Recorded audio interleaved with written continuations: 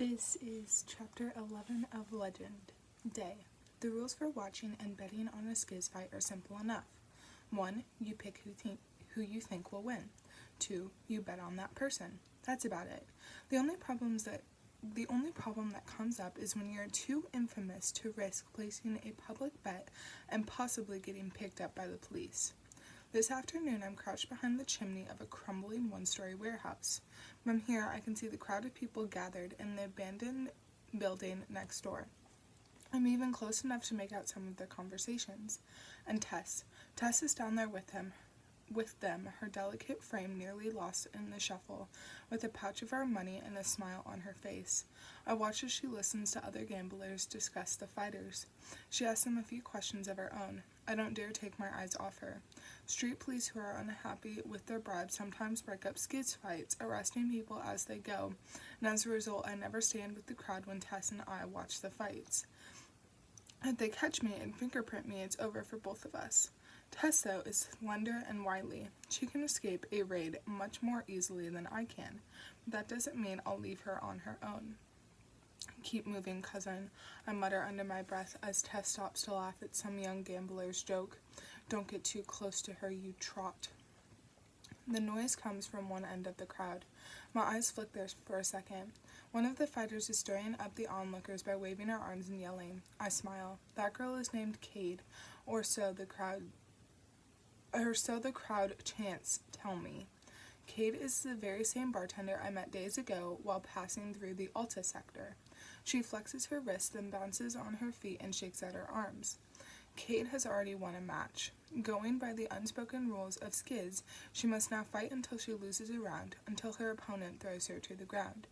Each time she wins, she gets a cut of the overall bet on her opponent. My eyes wander to the girl she just picked out to be her next challenger. The girl is olive-skinned with furrowed brows and uncertain expression. I roll my eyes. Surely the crowd must know that this fight's going to be a no-brainer. This challenger will be lucky if Cade lets her live. Tess waits for a moment when no one is paying attention to her, then glances up quickly in my direction. I hold up one finger. She grins, then winks at me and looks back into the crowd. She hands money to the person organizing bets, a big, burly guy. We've cast 1,000 notes, almost all our money, in favor of Cade.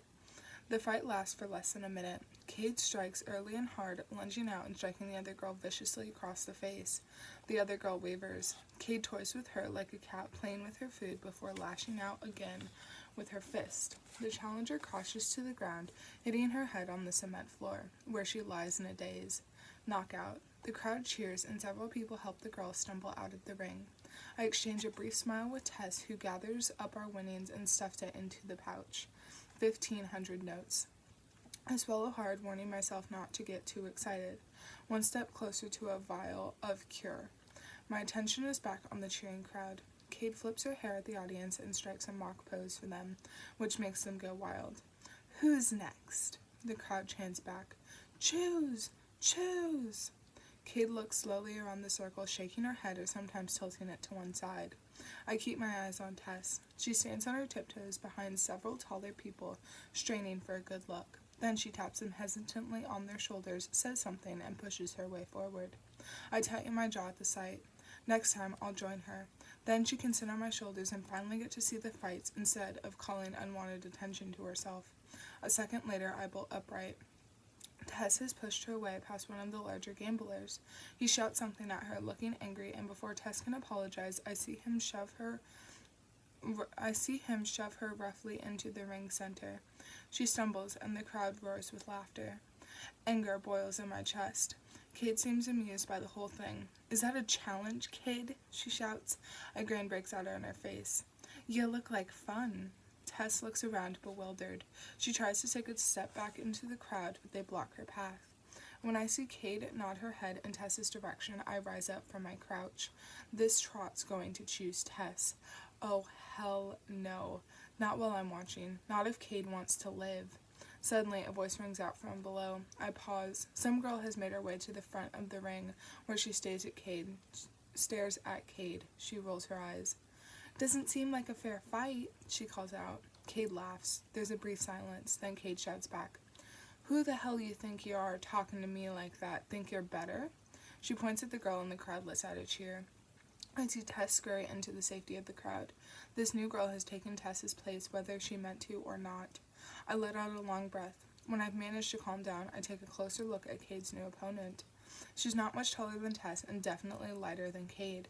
For a second, it seems like the crowd's attention has made her uncomfortable and I'm ready to dismiss her as a real contender until I study her again. Now this girl is nothing like the last one. She's hesitating not because she's afraid to fight or because she fears losing, but because she's thinking. Calculating. She has dark hair tied back in a high ponytail and a lean, athletic build. She stands deliberately, with a hand resting on her hip as if nothing in the world can catch her off guard. I find myself pausing to admire her face. For a brief moment, I'm lost to my surroundings. The girl shakes her head at Cade. This surprises me too. I've never seen anyone refuse to fight. Everyone knows the rules. If you're chosen, you fight. This girl doesn't seem to fear the crowd's wrath. Cade laughs at her and says something I can't quite make out. Tess hears it though and casts me a quick, concerned glance. This time the girl nods. The crowd lets out another cheer and Cade smiles. I lean a little bit out from behind the chimney. Something about this girl, I don't know what it is. But her eyes burn in the light, and although it's hot and might be my imagination, I think I see a small smile on the girl's face. Tess shoots a questioning look at me. I hesitate for a split second, then hold up one finger again. I'm grateful to this mystery girl for helping Tess out, but with my money on the line, I decide to play it safe. Tess nods and casts our bet in favor of Cade. But the instant the new girl steps into the circle and I see her stance, I know I've made a big mistake. Cade strikes like a bull, a battering ram. This girl strikes like a viper.